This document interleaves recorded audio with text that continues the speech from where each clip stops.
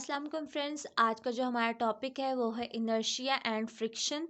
तो ये टॉपिक ही मैंने एक्सरसाइज जो काइनेसोलॉजी की बुक है जिसका नाम है the principle of exercise therapy by Dena Gardiner, वहाँ से इस टॉपिक को लिया है। और इससे पहले जो मैंने टॉपिक पढ़ाया था the plane of movement, speed, velocity वगैरह, उसका लिंक आपको कार्ड में ऊपर शो हो रहा होगा, आप वहाँ से जाके उस वीडियो को देख सकते हैं। तो हम अपना टॉपिक स्टार्ट करते हैं जिसका नाम है इनर्शिया। इनर्शिया में हम सबसे पहले देखते हैं कि हमारे पास न्यूटन फर्स्ट लॉ होता है। First law, Newton first law में क्या होता है कि जो उसका जिसकी जो डेफिनेशन है वो इसकी सेकंड लाइन से शुरू हो रही है।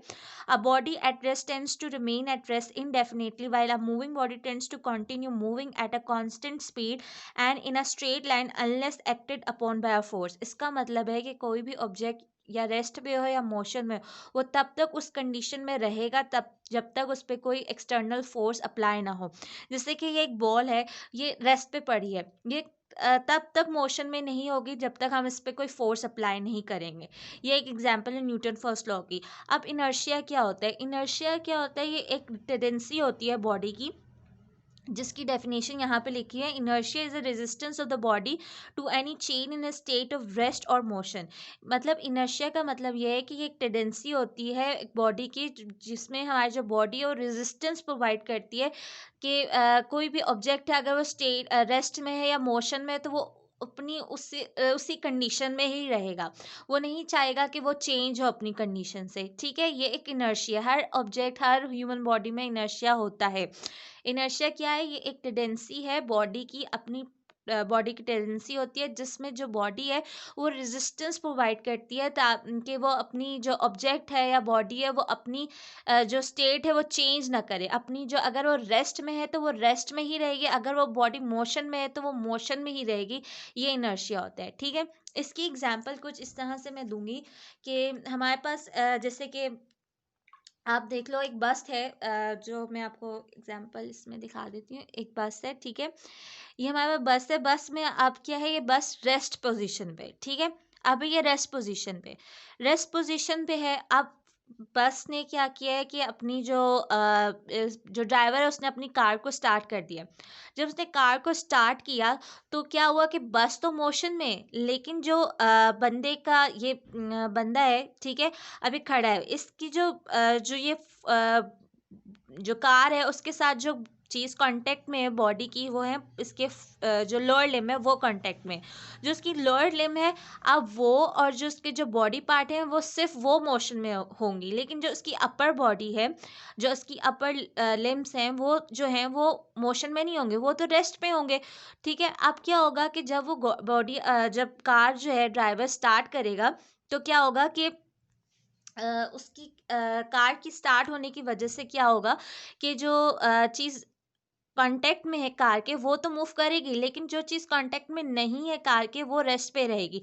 अब इनर्शिया की वजह से क्या होगा कि अब बॉडी तो चाह रही है कि वो अपनी कंडीशंस जो है वो चेंज ना करे। इनर्शिया में यही है कि ना कि वो अगर बॉडी रेस्ट पे तो वो रेस्ट पे रहेगी। इसका मतलब कि इसकी अपर बॉडी जो है अब वो रेस्ट पे है, ठीक है, लेकिन जो उसकी लोअर लिम्ब है वो मोशन में है। जो अब रेस्ट में है, अब वो चाह रही है कि वो नशे की वजह से चाह रही है कि ये रेस्ट में रहे। तो क्या होगा, इसको एक हल्का सा जर्क लगेगा पीछे की तरफ। ठीक है, जब इसको पीछे की तरफ जर्क लगेगा तो ये क्या होगा कि अपनी इनर्शिया की वजह से इसको जर्क लगेगा और बॉडी जो है फिर अपनी अलाइन पोजीशन में आ जाएगी। इसका मतलब है कि इनर्शिया की वजह से क्या होता है कि हमारी जो बॉडी होती है वो अपनी पोजीशन या रेस्ट की कंडीशन या मोशन की कंडीशन चेंज नहीं करना चाहती। तो क्या होता है, एक जर्क प्रोड्यूस होता है इनर्शिया की वजह से। ठीक है, अब इसमें क्या था कि इसकी जो अपर बॉडी थी वो हमारे पास क्या थी, रेस्ट कंडीशन में थी। जब हमारा जो लोअर लिम्ब है वो जो बस है उसके साथ मूव करना शुरू हुए तो क्या हुआ कि उसकी जो अपर बॉडी है वो रेस्ट में थी। इनर्शिया की वजह से उस पर बैकवर्ड फोर्स लगी या बैकवर्ड जर्क लगा कि वो अपनी बॉडी चेंज नहीं करना चाह रही। उसकी अब जो लोअर बॉडी है वो तो आगे मूव करना शुरू होगी, लेकिन जो लोअर बॉडी जो अपर बॉडी है वो तो पीछे रहेगी। मतलब वो नहीं चाह रही कि वो आगे मूव हो। ठीक है। आई होप आपको समझ आ गई होगी एग्जाम्पल। अब दूसरी एग्जाम्पल कुछ इस तरह से है कि आपने देखा होगा इनर्शिया में हमने एग्जाम्पल बहुत देखते हैं कि एक हम बस में कार में बैठे हैं, ठीक है, अचानक से ना एक ब्रेक लगती है। तो क्या होता है जब ब्रेक अचानक से अब ब्रेक लगती है तो क्या होता है कि हमारे जो लोअर लिम है वो तो कार के साथ कांटेक्ट में है, ठीक है। अब जब अचानक से ब्रेक लगी है तो जो लोअर लिम है, हमारी पूरी बॉडी जो है वो उस वक्त मोशन में है, ठीक है। जब कार चल रही है हमारी पूरी बॉडी मोशन में, ठीक है, कार के साथ। लेकिन एकदम से ब्रेक लगती है तो क्या होता है कि हमारी जो अपर बॉडी है वो तो मोशन में थी, अपर बॉडी जो है मोशन में थी, लेकिन जो कार के साथ कांटेक्ट में है वो लोअर लिम है। लोअर लिम अगर कार पे ब्रेक लगी है, कार रुकी है, तो इसका मतलब कि जो उसका लोअर लिम है वो भी रेस्ट पे आ जाएगा। लेकिन लेकिन उसकी अपर जो बॉडी है वो अपर बॉडी जो है वो मोशन में ही रहेगी, उस पर तो कोई ब्रेक नहीं लगी है। तो वो क्या करेगी, इनर्शिया की वजह से अपनी जो मूवमेंट है वो कंटिन्यू रखेगी और उसको होगा कि उसको आगे की तरफ एक जर्क लगेगा, आगे की तरफ जर्क लगेगा और फिर ये एक्सीडेंट कॉज हो सकता है। तो इसलिए कहते हैं कि सीट बेल्ट पहने जब भी आप कार चलाएं, क्योंकि अचानक से अगर आप सडन ब्रेक लगाते हो तो आपकी बॉडी जो है इनर्शिया की वजह से आगे चली जाती है, जो आपकी अपर बॉडी होती है। क्योंकि लोअर लिम जो होती है वो आपके कांटेक्ट होता है कार के साथ, जब कार रेस्ट पे आ जाती है तो आपकी जो लोअर बॉडी है वो भी रेस्ट पे आ जाती है, लेकिन जो अपर बॉडी है वो अपनी जगह पे मोशन में ही रहती है और वो चाहती है कि मैं मोशन में रहूं। और फिर जब आप सीट बेल्ट पहनोगे तो उसकी वजह से क्या होगा कि आपको अगर इनर्शिया की वजह से आपको आगे जर्क लगता है तो क्या होगा कि सीट बेल्ट की वजह से आपको थोड़ी प्रोटेक्शन मिल जाएगी, ठीक है। ये हमारे पास इनर्शिया की थोड़ी बहुत एग्जाम्पल थी, आई होप आपको समझ आ गई होगी। तो इनर्शिया क्या होता है, maybe defined as the reverse effective force of the body. मतलब ये कि हमारी बॉडी की जो और रिवर्स काम करती है, ठीक है। हमारी बॉडी पे जो फोर्स लग रही है उसके रिवर्स जो काम करेगी वो इनर्शिया है। मतलब हमारी बॉडी चाह रही है कि हमें आगे जाना है, ठीक है, हमारी बॉडी ने आगे मोशन करना है, आगे चलना है, रेस्ट से उसने चेंज करनी है अपनी पोजीशन मोशन में। लेकिन क्या होगा, इनर्शिया की वजह से वो बॉडी जो है वो रेस्ट पे रहेगी, वो आगे मूव नहीं कर पाएगी, तो वो reverse effective force of the body होती है। लेकिन हमारे पास इधर एग्जाम्पल इनर्शिया की यहाँ पे जो लिखी है वो ये है, the railway track in a good yard requires considerable force to start it moving, but when it gets going it continues until another force such as collision with the buffers of another truck impedes it. If there was a man standing in the first truck, he would be thrown forward at the moment of collision as his body would continue moving owing to the inertia. इस example में ये बताया कि अगर एक truck है, ठीक है, अगर वो मूव कर रहा है, स्टार्ट हो गया और मूव कर रहा है, ठीक है, वो तब तक मोशन में ही रहेगा जब तक कोई दूसरी फोर्स इसके ऊपर आके लगेगी नहीं या फोर्स अप्लाई नहीं होगी, ठीक है। ये हमने न्यूटन फर्स्ट लॉ में पढ़ा था कि बॉडी जो है वो मोशन या रेस्ट पे तब तक नहीं आएगी जब तक कोई एक्सटर्नल फोर्स अप्लाई नहीं होगी, ठीक है। और इनर्शिया में भी यही है कि फोर्स जो ऑब्जेक्ट है वो मोशन में ही रहेगा, अगर मोशन में है तो वो मोशन में ही रहेगा, अगर रेस्ट पे तो वो रेस्ट पे रहेगा। तो इनर्शिया यहाँ पे क्या होगा कि अगर ये ट्रक मूव कर रहा है तो ये मूव ही करता रहेगा जब तक एक्सटर्नल फोर्स अप्लाई नहीं होगी। और एक्सटर्नल फोर्स कहाँ से अप्लाई होगी, जब ये दूसरा जो ट्रक है वो आके इसके साथ अटैच नहीं हो जाता, तब तक ये जो ट्रेन है वो रुकेगी नहीं। लेकिन अगर ऊपर ट्रेन के अगर बंदा खड़ा है, ठीक है, अब क्या होगा, ट्रेन भी चल रही है और बंदा भी ऊपर, उसकी भी मोशन ऊपर मोशन हो रही है, वो बंदे की भी ऊपर वो भी मोशन में। तो क्या होगा कि एकदम से अगर ब्रेक लगेगी तो क्या होगा कि बंदा जो है वो फॉरवर्ड की तरफ आगे की तरफ गिरेगा, मतलब कि इनर्शिया की वजह से, ठीक है। आई होप आपको ये समझ आ गया होगा। अब अगला देखते हैं, once the inertia of the body is overcome and movement initiated, it is more economical to continue moving.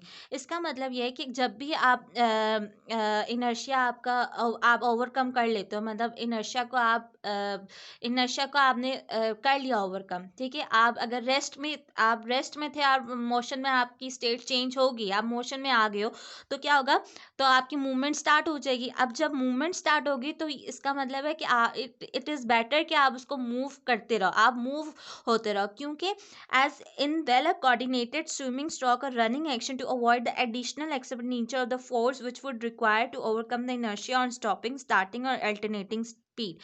इसका मतलब है कि जो हमारे पास स्विमिंग स्ट्रोक और रनिंग एक्शन में क्या होता है कि एक दफ़ा हम रेस्ट पे थे, जैसे ही उसने काउंट किया 1 2 3, हमने इनर्शिया को ओवरकम कर लिया और हम रेस्ट से मोशन में चेंज हो गया, हम रेस्ट से मोशन में चले गए। अब हमने रुकना नहीं है, हमने मोशन को बरकरार रखना है, कंटिन्यू रखना है, क्योंकि ताकि जो हमें फ़ोर्स आगे जाके हम एक रेस है, ठीक है? अब वो आगे जाके एक पॉइंट आएगा जहाँ पे वो एंड होगी, उसके लिए भी हमें एक फ़ोर्स की ज़रूरत है कि ताकि हम उस इनर्शिया को ओवरकम कर सकें और रुक जाएँ, ठीक है? अब ताकि हम हमें इसलिए इकोनॉमिकल होता है कि हम मूव करते रहें, ताकि जो वो हमें एक्स्ट्रा फ़ोर्स चाहिए आगे जाके रुकने के लिए, वो हम उस फ़ोर्स को अवॉइड कर सकें, ठीक है? अब अगली बात क्या है, weak muscles may be unable to exert sufficient force to overcome inertia.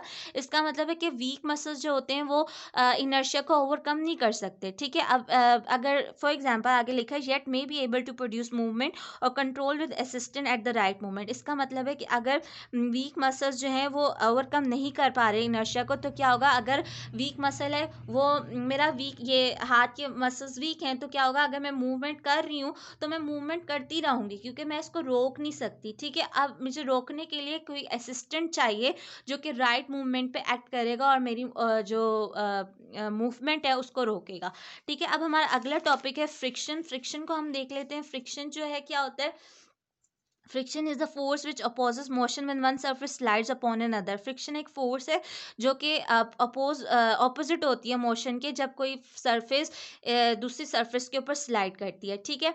क्या होता है कि एक सरफेस आगे जा रही है और जो दूसरी सरफेस है उसके ऊपर स्लाइड कर रही है, तो क्या होगा, फ्रिक्शन प्रोड्यूस होगी, और जो फ्रिक्शन फोर्स है वो मूवमेंट को कंट्रोल करेगी, और जो एकदम क्या होगा कि जो चीज़ है, जो ऑब्जेक्ट मोशन में है, वो रुक जाएगी, कंट्रोल हो जाएगा मोशन, ठीक है? It may be sufficient to prevent movement all together. ये फोर्स जो होती है ये मूवमेंट को रोकने के लिए होती है, ठीक है? जब फ्रिक्शन लगती है तो मूवमेंट रुक जाती है। Example in the case of rough surface और substance such as rubber when they are in contact with one another. जब कोई रबर या रफ सरफेस होती है, जब वो कांटेक्ट में आते हैं, तो क्या होता है, फ्रिक्शन प्रोड्यूस होती है और मूवमेंट रुक जाती है। जैसे कि हम देखते हैं कि रोड्स पे बाइक्स चल रहे होते हैं, टायर, उसके जो टायर्स होते हैं वो क्या होते हैं, रोड की जो रफ सरफेस है और टायर की भी रफ सरफेस है, वो दोनों आपस में जब उनकी स्लाइडिंग होती है, आपस में वो रगड़ खाते हैं, तो क्या होता है, फ्रिक्शन प्रोड्यूस होती है, और जो बाइक की जो मूवमेंट है, या बाइक रुक जाती है, स्टॉप हो जाती है, ठीक है? ये हमारे पास फ्रिक्शन की एग्जांपल है। The frictional resistance obtaining during movement, जिसको हम डायनेमिक फ्रिक्शन कहते हैं। डायनेमिक फ्रिक्शन मतलब वो फ्रिक्शन जो कि ड्यूरिंग मूवमेंट हमारे पास मूवमेंट के दौरान हमें जो फ्रिक्शन होती है, उसको हम डायनामिक फ्रिक्शन कहते हैं। वो स्लाइटली लेस होती है, किससे, so called limiting friction. Limiting friction क्या है, वो friction, the friction obtaining just as sliding is about to set in. वो फ्रिक्शन जो जबकि जहाँ पे स्लाइडिंग स्टार्ट होने वाली होती है, उससे पहले जो हमारे पास फ्रिक्शन होती है उसको हम लिमिटिंग फ्रिक्शन कहते हैं। वो ज़्यादा होती है डायनेमिक फ्रिक्शन से। डायनेमिक फ्रिक्शन क्या होती है, जो हमारे पास मूवमेंट के दौरान फ्रिक्शन जो रेजिस्टेंस प्रोवाइड हो रही होती है, उसको हम कहते हैं वो कम होती है, ठीक है? डायनेमिक फ्रिक्शन को हम फर्दर रिड्यूस कैसे कर सकते हैं, during movement of a limb while the later remains supported by a plane surface by the use of the polished surface such as table or plane on which the limb will slide। Dynamic friction का मतलब कि movement के दौरान जो friction हो रही होती है, हम उसको कैसे रिड्यूस कर सकते हैं। मतलब फ्रिक्शन को हम रिड्यूस क्यों करें, फ्रिक्शन को रिड्यूस क्यों करना है, फ्रिक्शन की वजह से मूवमेंट रुक जाती है, ठीक है? अब हम एज अ फिजियोथेरेपिस्ट, अब हमने मूवमेंट करवानी है, तो हम नहीं चाहते कि फ्रिक्शन प्रोड्यूस हो। अगर फ्रिक्शन प्रोड्यूस होगी तो मूवमेंट रुक जाएगी, तो हमने फ्रिक्शन को रिड्यूस कैसे करवाना है, हम उसको क्या करवाएंगे कि कोई भी प्लेन सरफेस हो, ठीक है? कोई भी प्लेन सरफेस हो, और by the use of polish surface as a table और प्लेन। हम क्या करेंगे, कोई भी पॉलिश सरफेस जो कि जैसे कि हम टेबल और प्लिंथ का इस्तेमाल करेंगे, और उसके ऊपर हम क्या करवाएंगे, लिम्ब की स्लाइड मूवमेंट करवाएंगे। हम ये नहीं कि जो हमारा लिम्ब है जिसकी हमने मूवमेंट करवानी है, उसके नीचे हम कोई रफ सरफेस रख दें और फ्रिक्शन प्रोड्यूसर नहीं, हम कोई ऐसी सरफेस के ऊपर फ्रिक्शन जो लिम्ब की मूवमेंट कराएंगे जो कि रफ ना हो, जैसे कि प्लेन थे या टेबल के ऊपर हम मूवमेंट कराएंगे तो फ्रिक्शन हमारे पास रिड्यूस हो जाएगी। The use of talcum powder और oil in the supporting surface will further reduce the friction, make the movement easier, whereas suspension the part to be move virtually eliminates all friction resistance। मतलब जैसे हम talcum powder जो है और या oil जो है हम वो भी यूज़ कर सकते हैं सरफेस के ऊपर, ताकि हम फ्रिक्शन को रिड्यूस कर सकें और जो मूवमेंट है वो आसान हो सके। अब जैसे कि हम किसी रफ सरफेस पे चल रहे हैं तो हमारे लिए जो है जो उसकी फ्रिक्शन है वो ज़्यादा है, और अगर हम आइस पे चल रहे हैं तो उसकी फ्रिक्शन कम है, तो उस पे चलना हमारे लिए ईज़ियर होगा, ठीक है? तो हम क्या करेंगे, ऑयल या पाउडर का इस्तेमाल करेंगे प्लेन सरफेस पे, ताकि फ्रिक्शन जो है वो रिड्यूस हो जाए और जो मूवमेंट है वो आसान हो जाए।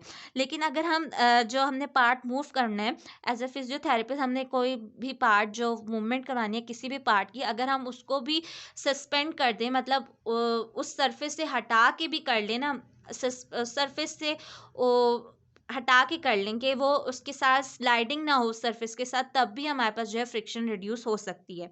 The increase of friction place no an important part in the safety measures such as non-slip floors in gymnasia, slope stairs, non-slip footwear, rubber shoes on walking aids etc। जो हमारे पास क्या होता है कि फ्रिक्शन जो अगर इंक्रीज हमारे पास friction है वो हमारे पास एक इम्पॉर्टेंट रोल प्ले करती है सेफ्टी मेजर्स में। ये नहीं कि हम फ्रिक्शन रिड्यूस हर तरह से ज़रूरी नहीं है कि हमें फ्रिक्शन रिड्यूस करनी है। कभी कभार क्या होता है, जो इंक्रीज़ हम फ्रिक्शन करते हैं, फ्रिक्शन का इंक्रीज़ होना भी एक सेफ्टी मेजर के लिए अच्छी बात है। वो किस तरह के, हम जिम्नेजियम में जो हमारे पास नॉन स्लिप फ्लोर्स होते हैं, ठीक है, वो हेल्प करते हैं कि हम स्लिप ना हो जाएं उस पर। हम नॉन स्लिप फुटवेयर्स पहनते हैं ताकि हम उस पर स्लिप ना हो जाएं। रबर फ्यूज़ होते हैं, वॉकिंग एड्स के आप नीचे देखोगे, आपने कभी वॉकिंग एड्स देखी है, उसके नीचे रबर फ्यूज़ लगे होते हैं ताकि जो है वो फ्रिक्शन प्रोड्यूस हो, जो और जो मूवमेंट है वो फ्रिक्शन इंक्रीज हो सके और जो मूवमेंट है वो स्टॉप हो सके और बंदा गिर ना सके। ये हमारा आज का टॉपिक है। इसके बाद हमारे पास जो टॉपिक जो नेक्स्ट है लिवर का,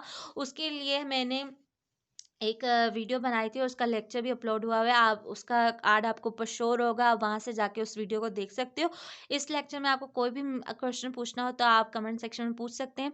और इस वीडियो को अगर आपको ये पसंद आई है तो इसको लाइक ज़रूर करेगा और सब्सक्राइब मेरे चैनल को ज़रूर करेगा अगर आप ऐसी और वीडियोस चाहते हैं। Thank you so much.